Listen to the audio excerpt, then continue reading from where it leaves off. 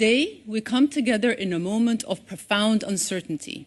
It seems like everywhere we turn, we're met with something worse. Unimaginable civilian suffering is being normalized every day. Try to imagine what it must be like to be a parent in Gaza. You've buried a child, another has lost a leg and half their weight.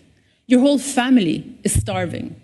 You spend your days waiting for meager food rations, for a ceasefire that never comes, for your turn to die.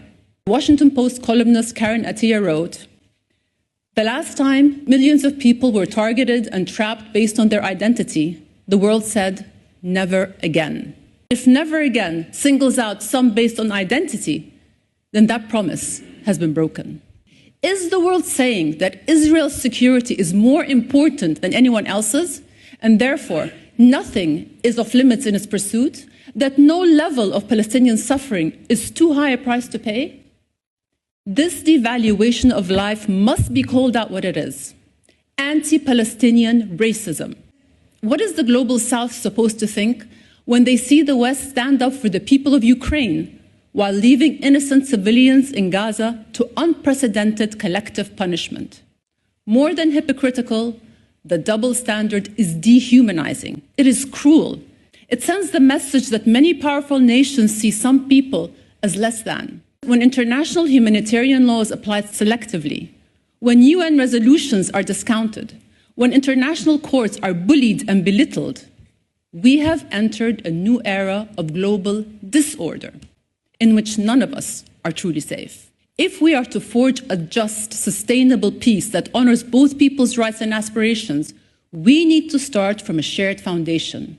First, international law must prevail without exception. We will never resolve the Palestinian-Israeli conflict, which inflames passions across generations and borders, unless we anchor the effort in a bedrock of impartiality.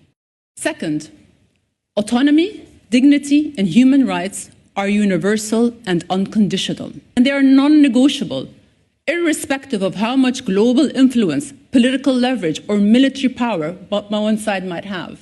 Third, for justice to prevail, there must be accountability. Without accountability, talk of international law, of justice, and of human rights is reduced to hollow rhetoric. Fourth, true security is not zero-sum. A just peace makes security mutual. Neither side's insecurity serves the other. It only perpetuates the problem. An endless cycle of repression, resentment, and retaliation. Only a just peace can break that cycle. My fifth point is a simple one. Voices on the very extreme must be blocked from the conversation, because incitement against an entire population is not an exercise of free speech. It is a vile breach of decent human conduct. We cannot go back to the days before this war. As we ask, what next? The answer cannot be more of the same. Thank you all very much.